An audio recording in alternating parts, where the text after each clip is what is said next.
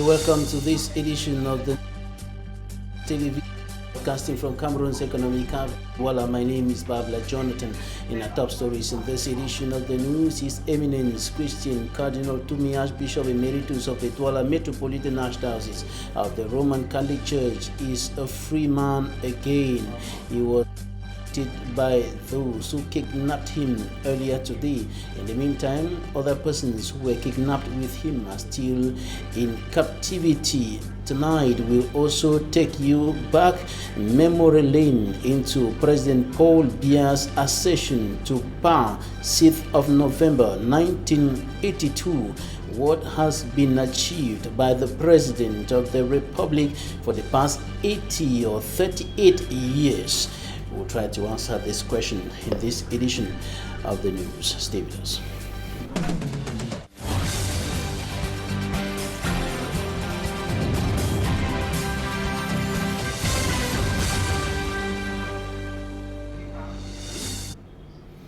After several hours in captivity, the Archbishop Emeritus of the Douala Metropolitan Archdiocese of the Roman Catholic Church, His Eminence Christian Cardinal Tumi, has been liberated. He was set free earlier today, and other persons who were captured with him by armed men in Babesi in the Ngokutunja Division, Northwest region of the Republic of Cameroon, are still in captivity. The phone of So and other persons are yet to be liberated by the kidnappers. Smanjikan Gabriel has more. Saints of the Roman Catholic Church, alongside Reverend Fathers and Sisters, heading towards Babesi in the Ngoketunja Division of the Northwest region. Singing songs of praise, the Christians drawn from Kumbu and Jakiri were on a mission to Baba village to demand for the release of His Eminence Christian Cardinal Tumi, kidnapped by unknown armed men Thursday.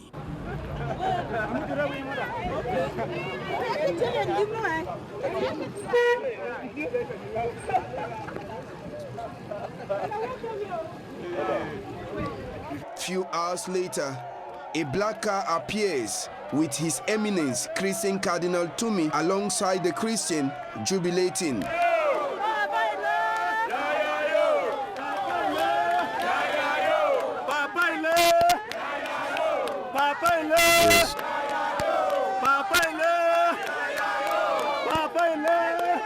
He was then later transferred from the black car to another as they head towards Kumbu. Thank you, Jesus. Thank you, Jesus. Thank you, Jesus. Thank you, Jesus. Thank you. Oh, God. Jesus. Thank you, Jesus. I will say this people will leave. It's okay, it's okay. I will say they will leave. It's okay. Father, please put hand under. Put hand on the leg. Unfortunately, as the Christians were happy with the release of the Cardinal, the phone of Nso Fon Binglo II, who was whisked alongside the Cardinal, was still in captivity at the time of this report. Christian Cardinal Tumi, after spending a night with his kidnappers, will certainly have much to say concerning those who picked him up on Thursday night and released him later on Friday.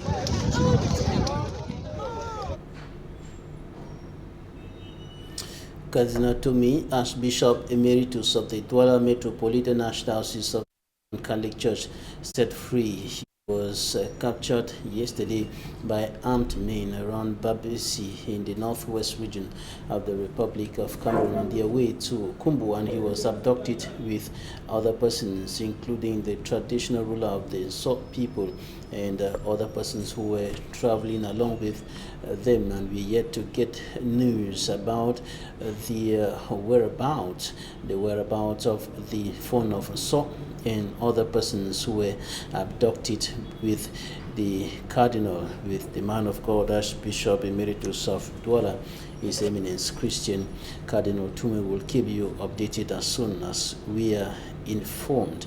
And today marked 38 years after President Paul Biya came to power in the Republic of Cameroon on the 6th of November 1982, 32 years down memory lane. The president of the Republic has been in power, re-elected several times, and the last time he was re-elected was in October 2018 when he won the election with more than 70% of the vote. And now we take you down memory lane to the 6th of November 1982 when the President of the Republic was received as the second head of state after the first, Amadou Ahidjo, decided to step down, and some persons who witnessed the coming to power of the President of the Republic, notably Barrister Alice Com, and another a journalist and writer, Francois Maria de Borgia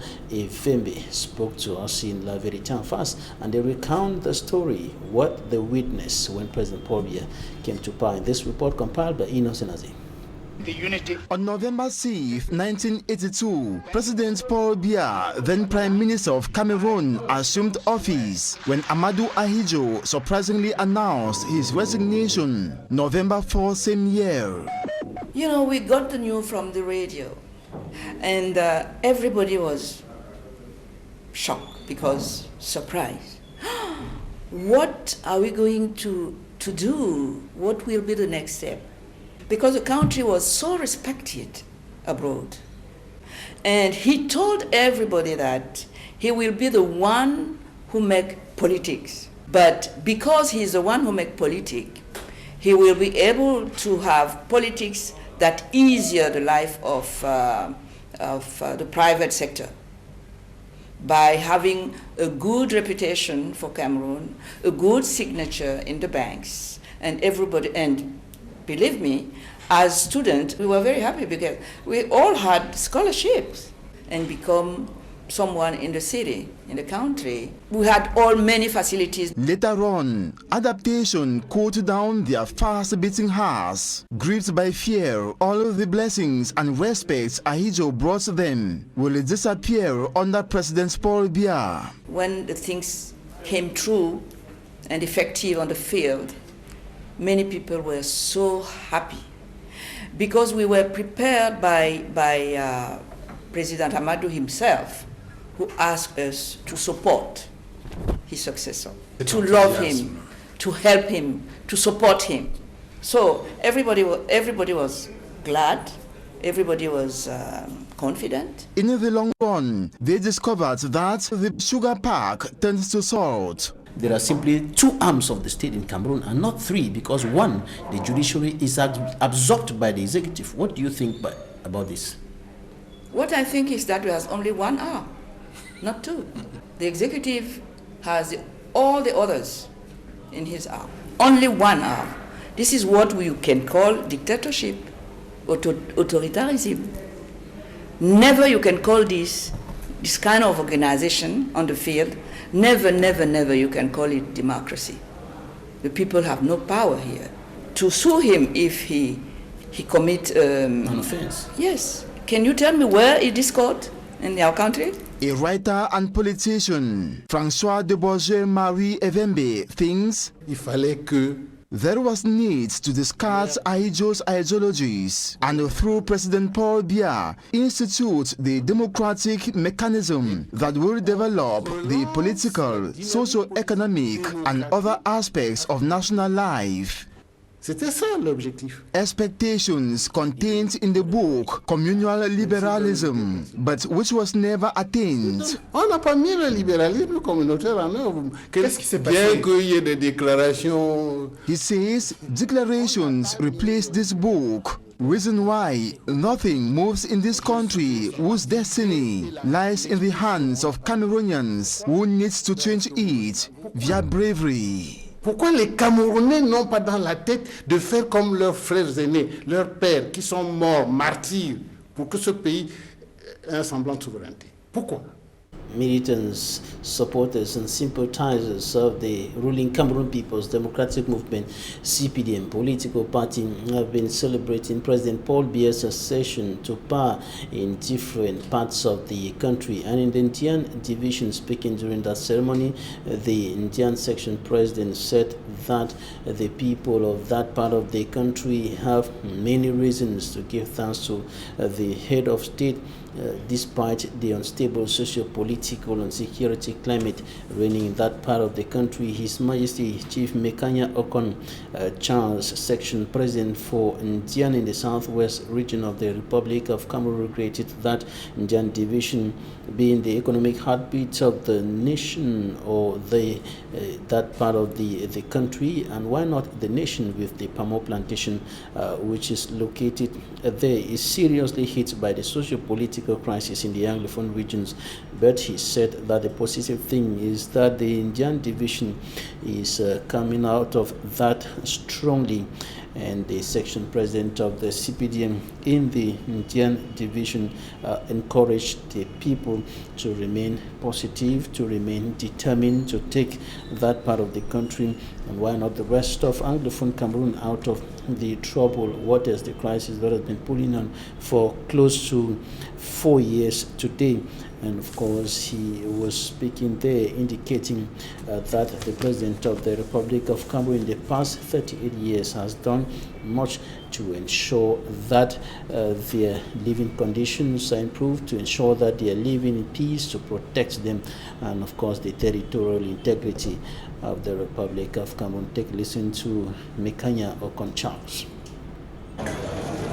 We know that Ghana has been the target for the envy of many areas, even foreigners, because of the resources we have.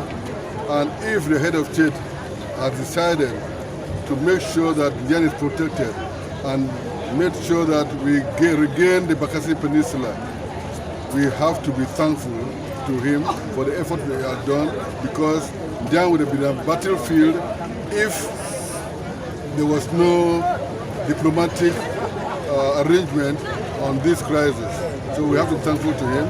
We have to be thankful to him for the new mill that he wants to build here in Jan for palm oil.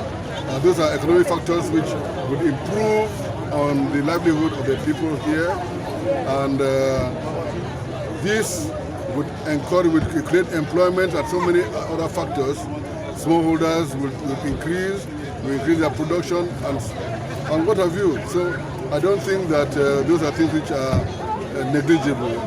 To be able to thank the government, to thank the head of state and the government, and we know we are at the helm of the government. What else can you be thankful for if you are the one controlling everything? So what else do you cry? You know, with all these changes, I think the way has been paved. Palm oil itself has been transferred, still in the hands of another general manager who is also a son of the soil. We have to be thankful. There's no reason why anybody from Jan should complain now. We are in control, and thanks to the magnanimity of the head of state, President of the Republic, President Paul Biya. Thank you very much. Thanks for the time. All right, Daddy, will be very... A militant of the ruling Cameroon People's Democratic Movement (CPDM) political party, Saint Eloi Bidon, takes a critical look at the 38 years of reign of the President of the Republic. He takes a look at the failures, but also some successes of the Biya reign in Cameroon. For me, I'm Stone Sander.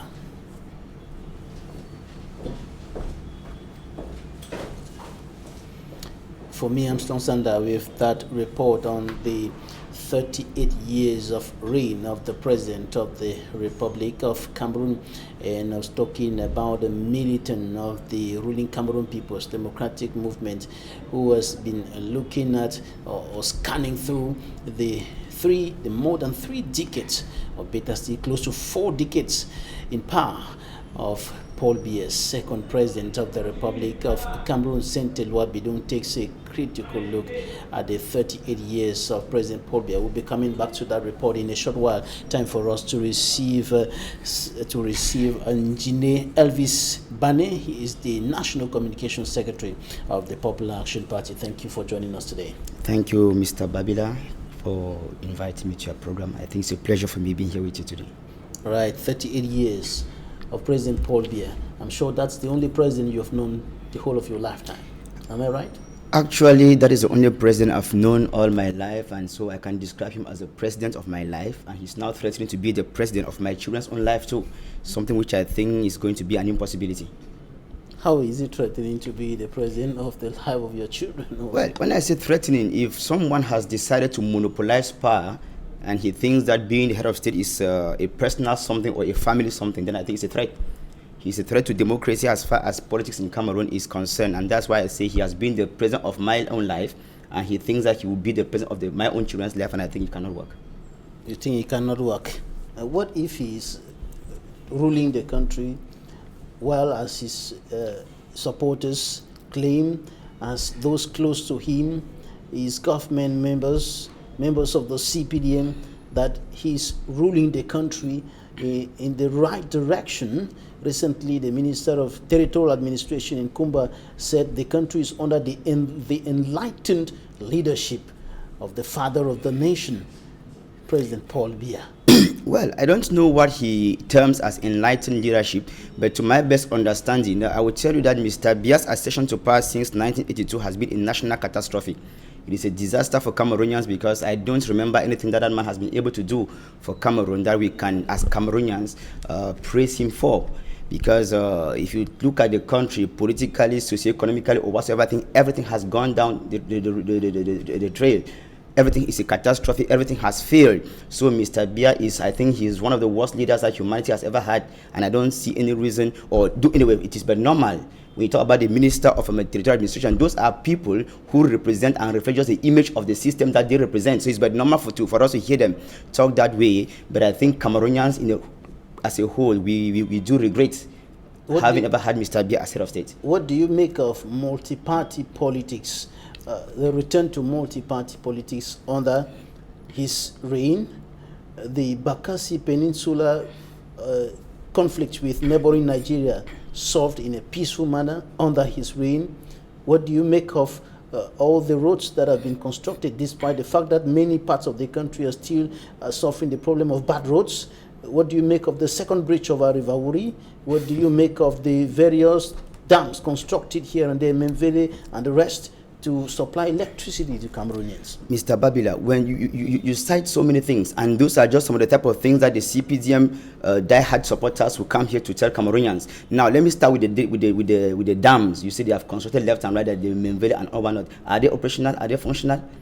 When you go and inaugurate and you celebrate the inauguration of projects, and you cause Cameroonians to celebrate, and at the end of the day, those projects do not see the limelight of day, how do you call that success? Dams have been constructed, yes, but Cameroonians are still suffering from shortage of electricity.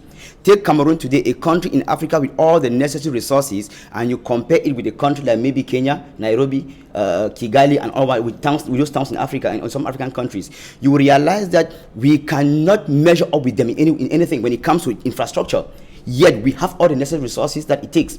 Mr. Biya, I say, is a catastrophe in this country as far as leadership is concerned, because when we talk about leadership, you are supposed to be someone who can motivate, who can inspire, who can guide and lead people. But all these are things that we have not been able to see in Mr. Biya Paul as a leader in this country. Look at what is happening in the Northwest and Southwest regions today. Children are dying. Today is his own day.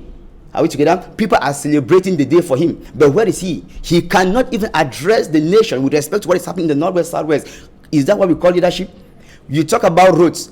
I just came into Douala today from Yaoundé. Can you call that a national road?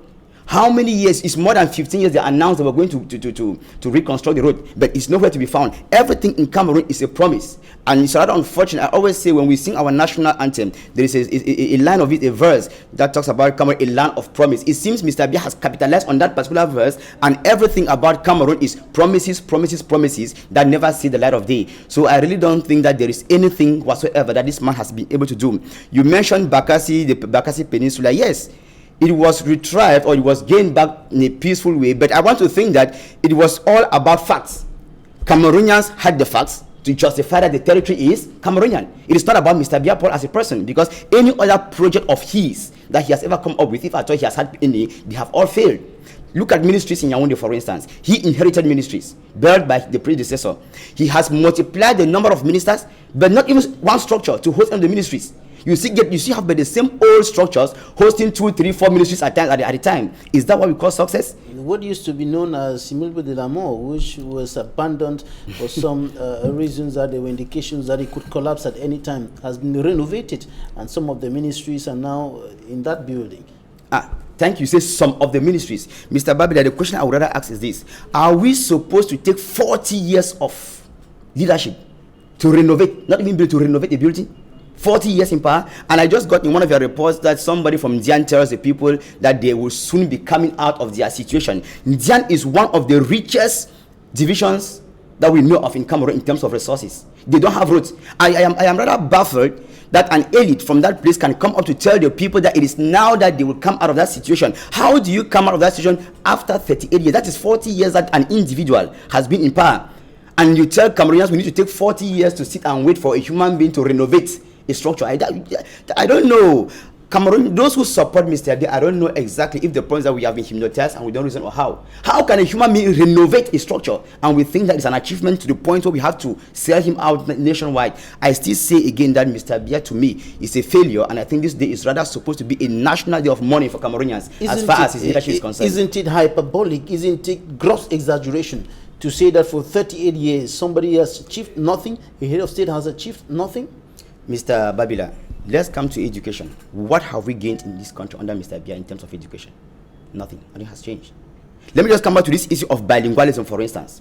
Under normal circumstances, if we were supposed to be a bilingual country as we all expect, for instance, we should have expected that 38 years back, they should have put in place a policy where everybody grows up to be a bilingual citizen. But we know that Mr. Abia's achievement, or what he intended to achieve, was rather to assimilate a part of the country to become totally francophone, and which he failed to do.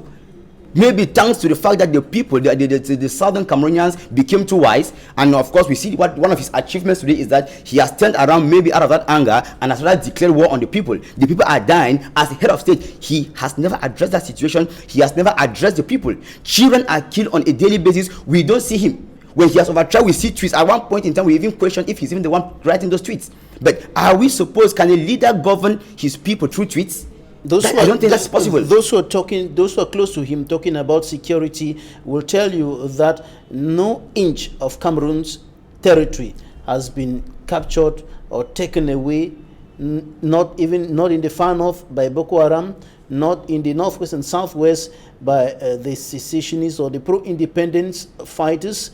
The territorial integrity of Cameroon has been maintained, and the unity of the country consolidated, though it is threatened. This is what those who are close to him will tell you. What would you say about that? The unity of this country is threatened by no one else but the regime, incarnated by Mr. Biapol. He's the person threatening the unity in this country. When you talk about the Northwest, who are those fighting in the Northwest? Are they not Cameroonians? Or if today they call themselves Ambazonians, before becoming Ambazonians, were they not Cameroonians? Why did they have to pick arms? And remember that before picking arms, the government first of all declared that war on them. The military of this country started shooting on them at them before they picked up arms. So when you talk about threats of unity, who is threatening unity? Mr. Abia is threatening the unity in this country. You cannot be a leader for 38 years. People have done all what they could do diplomatically, writing petitions, sending delegations to media to tell you that there is a problem in a part of your country that you need to address. But at the end of the day, since his idea, like I say, was as in which he openly confessed to it. And remember that Cardinal Toumi, I thank God he has been released, revealed once that sometimes in Rome, they mistook him for a Francophone Cameroonian and appreciated him on the fact that they were doing a good job in assimilating Anglophone Cameroonians. So you understand that that is a project he came to power with. His project was never to build Cameroon, but to divide the country, to assimilate a portion of the country. And now that he has failed, he declares war. You talk about development. Remember in the days of Ayijo, we had Cameroon Airlines. Where are we today with Cameco? We have left from Boeings to small birds which don't even operate. You go to the Cameco office there, you have one computer that operates. I mean, just one. Is that an achievement in 38 years? Look at Kenya, look at Ethiopia, look at Kigali. Those are countries that should not have been measuring up with Cameroon in anything. So Cameroon Airlines is nowhere to be found. Like I say, ministries, he multiplies the ministers, but no structures to host them. Engineer Elvis Bani, National Communications Secretary of the PAP, thank you for your time. Coming up, ladies and gentlemen, Smart Njikan Gabriel Radam for me, Armstrong Sander with Saint-Éloi Bidung, who makes a critical scanning of the 38 years of President Paul Biya's reign. Do I stay? Do I stay? No, you can go. Okay, thank you. The 38th anniversary candles of the Biya regime have paradoxically been used to burn the future of Cameroon and Cameroonians instead of brightening, according to Saint-Éloi Bidung.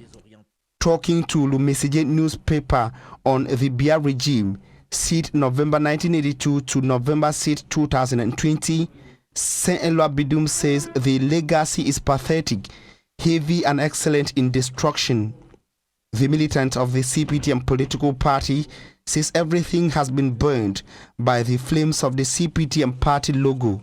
He cites state-owned corporations like Fogapi, Sutuk, Mideviv and Fodi, which to him have been reduced to ashes by the CPTM party flames in its 38-year reign. Also burnt by the same flames in 38 years, according to Saint-Éloi Bidung, are the Cameroon Airline, Camship, Sodicam, Regifecam, the Cameroon Bank, Crédit Agricole Cameroun, la Société Camerounaise de Tabac, la Société de Sécherie du Cameroun, Camsuku, Fonade, SCT, La Biao, Lunacam and Lucam. Saint-Éloi Bidung says the consuming flames are still burning and now moving to reduce Sikam, Sokapam, Labogeni, Snake, Camtena, Sudikoton, Semencam and Sonara to ashes. Questioning the whereabouts of rigor and moralization that sent Cameroonians celebrating in the 1982, the progressive CPTM party official laughs that chronic corruption has become the trademark of the very officials who were expected to incarnate and implement a rigor and moralization. 38 years of rigor and moralization with an entire government in prison for corruption, running from a prime minister, ministers of state, ministers, secretary generals have the presidency, secretaries of state, director generals, majors from INAM, expert in public administration, law professors and eminent economists. Saint-Éloi Bidung sees a 38 years of democracy hijacked by old demons. A 38 years of democracy where a president of the National Assembly publicly orders the burning of the gadgets of an opposition political party. A democracy where results of an election are hijacked by a speaker of a National Assembly. He believes that some regime bigwigs have either refused to read or have read and have refused to apply the communal liberalism of President Paul Biya. Saint-Éloi Bidung sees a 38 years reign and legacy of war, facilitated and maintained by top administrative and military officials in order to siphon and swindle state funds. He believes that the war against Boko Haram and the war in the northwest and southwest regions of Cameroon will not end because top military and administrative officials of the same regime want to keep making money.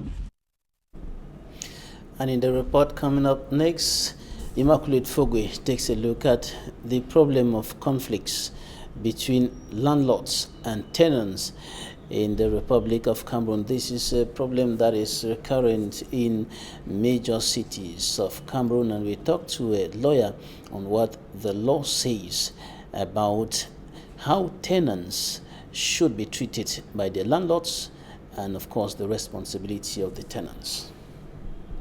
Angry tenant expresses frustration after being asked to immediately evacuate his business premises located in Bopi in the Douala 1 subdivision. I've been paying my rent regularly through his representative, Isabel Felice. For 4 years now, I don't owe any rent. In June this year, he changed the managing director of the place. He came in with a very bad spirit and he asked me to to liberate the place. The newly employed caretaker of the building has decided to take the law in his hands by sealing the shop with iron bars and equally depositing a truck of sand in front of the shop. At 10 a.m., at 10 p.m., the Guardian called me that there are some welders welding closing my shop. The next thing I do, I call the gendarmes, and every people who went down there would discover that the shop has been sealed and welded. And all the welders were taken to the gendarmerie, and then they told the gendarme that they are working in the instruction of Sedu Segu Blaise.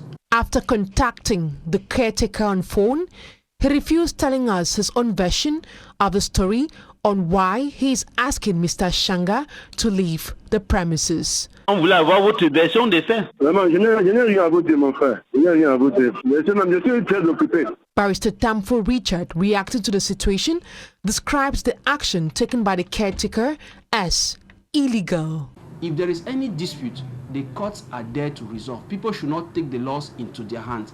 Imagine the companies, Elisa Motors, also taking the laws into its hands as the landlord is doing, will have resulted in a barbaric state of condition.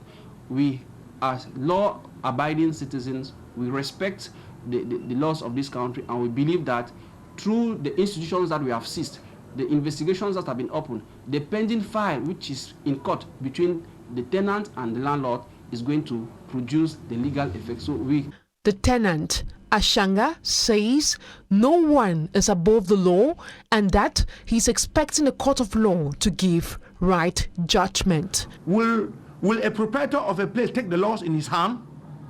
If there is any problem between a tenant and a proprietor, they should call the competent authority. That was why I went to the gendarme this morning and called them. They came down into the place and they localized the place and they saw all what he has caused. There's a lot of manka aganye in this shop that has been closed. We sought to know from Barrister Tamfo Richard what the law says about the relationship between tenant and the landlord. in Cameroon, commercial tenancies are regulated by OHADA legislation. So the landlord has no right to take the laws into his hands, as we see in the present case where the tenant is complaining that the landlord has sealed his shop and has thrown a heap of sand in front of his house to restrict him from exploiting his premises. That is taking the laws into his hand, because there is a court to entertain any dispute between landlord and tenant. Talking Point is up next.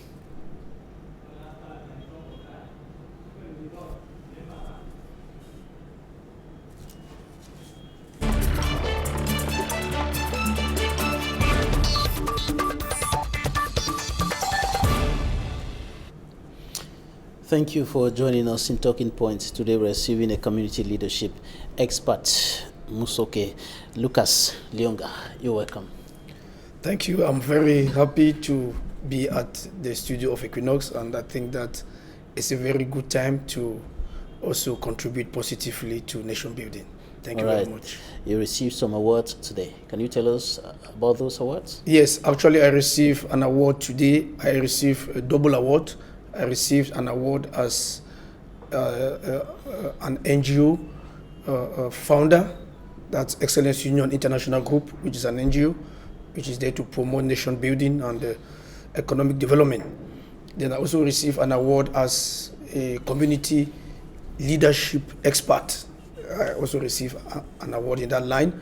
And all these awards were given to us by the Future Leadership Initiative Award.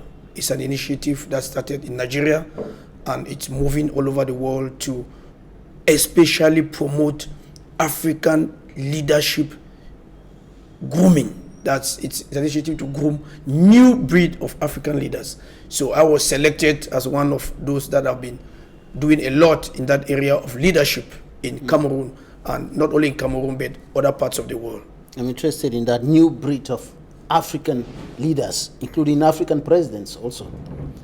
Yes, new breed of African leaders means that the younger generation should be trained and groomed to become better leaders, because it's popularly said, and it's true, that African leaders have failed. And it's not just said, but we see it. They have not been able to achieve, they have not been able to meet the expectation of their population and their nations. So they have been classified as failures.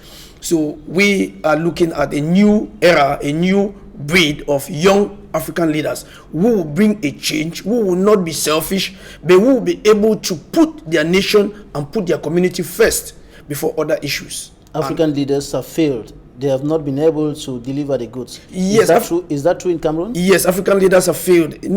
Cameroon is part of Africa.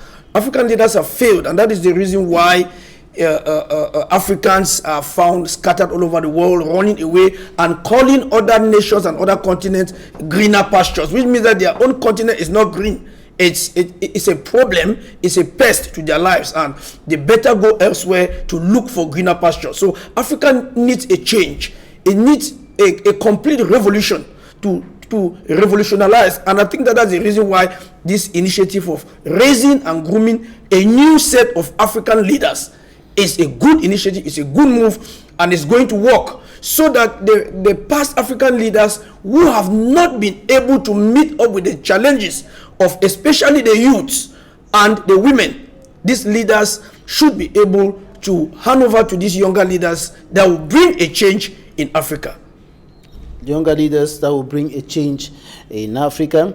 In Cameroon, the head of state has been there for close to 4 decades now. Are you suggesting that he should hand over to a younger leader? No, you see, the truth is that you are not supposed to be in power for more than 8 to 10 years. Any human being that wishes to stay in power for more than 8 to 10 years is already a failure. Because when you are a success, you leave the stage when it's still hot, when it's still when the stage is showing that you need to leave. So Africa is a particular problem continent, because people wish to stay in power forever, and which is a problem. When you are a successful human being, you will not desire to stay in power for long, because when you have achieved, you need to leave power for others, because ideas come to an end. You cannot have ideas for over 40 years. At least you should think that after 10 years you hand over, so that new ideas come up, and these new ideas will make the continent to develop better. And Cameroon, I think that Cameroon is an example of a country that needs to think twice. You cannot have a true president for more than 60 years. It does not speak well. I think we were supposed to have had at least 10 presidents in the space of 6 years, and this nation would have been better than what we see today. For example, the crisis that is going on, it's one of the problems. It's because some people are tired to see that an individual stays in power for this long. Even if you are the best leader on earth, leave power after 10 years and allow others to also come and exercise their expertise, because leadership cannot be monopolized. It should be shared, so that others can also put forward their own ideas and their own innovation. Quit the stage before the stage quits you. Yes, you quit the stage before the stage quits you, because many have stayed, and what happened at the end, God alone knows, and we have all seen. So I believe that it's a new era, and that is why these new leaders are groomed, and they are told, they are empowered to be able to leave the stage and not cling to power. They should see power as an opportunity to contribute, and when you contribute your own quota, you leave, so that another person can also come and contribute. You now can act as a consultant, as a contact point, as an advisor to the younger people who should be the ones now to spearhead leadership in Africa. You're a promoter of peace, and you talked about the crisis in the northwest and southwest regions of the country, and the most needed thing there now and the rest of the country as a whole is peace. Peace. How can we have this peace in the midst of guns, bullets flying here and there, children killed in Kumba, some attacked and stripped naked in a school in Limbe, others kidnapped in the northwest region, even a man of God like Christian Cardinal Tumi kidnapped and later released, John Fundi kidnapped, and other persons, teachers. You see, I always look at issues, even as I've been trained, from the root cause. What is the root cause of probably the crisis that is going on? The root cause is simple. The root cause is a matter of not respecting the right of people and not respecting the right of a people that is called the English or the Southern Cameroonians. Their rights have been violated completely from the fundamental constitution that brought these two entities together. And this has taken so much time to be corrected. And I think that we are not, even if we talk about peace, peace is not preached when there is war. You don't preach peace when there's war. You don't talk about peace when there's war. You talk about peace when war has stopped. I think that a war has been declared and this war needs to be stopped. There needs to be a reversal statement that this war should end from the President of the Republic, that this war should end. And people now will be able thereafter to sit, to follow the process. It's a process. When you talk about peace, it's a process. It's not an act. It's not an event. It's not just something that will just happen today, peace. No, it's a process. There are things that must be done. People have been hurt. People have been killed. A lot of things have been destroyed. So there is a lot that needs to be done. Because peace is not an event, as I said. You cannot come now and say, let's stop the war, let's peace return. No, because people have been hurt. People have been battered. And this thing is actually touching their minds, touching their families. So it's a very long process for peace to come back, to return to a country like this. It doesn't take less than 24 years because it's a theory. It doesn't take less than 24 years for peace to return in a country like this. It's a very, very long process. That is the reason why the earlier they stop this war is declared finished. I would love to use that word, finished. Let the war be declared to come to an end. When the war ends, then now they start following the procedures. It's a very long procedure, which we cannot say here on this very short time, to show the processes, the procedures that are required before we start talking about peace. It will take at least, as I said, 24 years. It's not something of today, because a lot has been done. Right. And from practical examples of other places, these theories have been established. And it will take a long time for this to happen. But the earlier this war is declared to stop, to come to an end, the better for Cameroonians. That's a ceasefire should be declared. Yes, the ceasefire should be declared. I don't even look at it as ceasefire, because that word ceasefire seems to be too soft. I look at it as let's stop the war. All right, let's stop the war. Musoke Lucas Lyonga, you are the coordinator of Excellence Union International, promoter of peace and community empowerment and transformation, and of course, brand ambassador. Thank you for joining us today. Yes, I'm so grateful, and I wish Equinoxe the best. You have been doing a very great job here, and I believe that Cameroonians are actually praising Equinoxe Television. Thank you very much. Thanks, ladies and gentlemen. Do stay with us. Equinoxe is up next.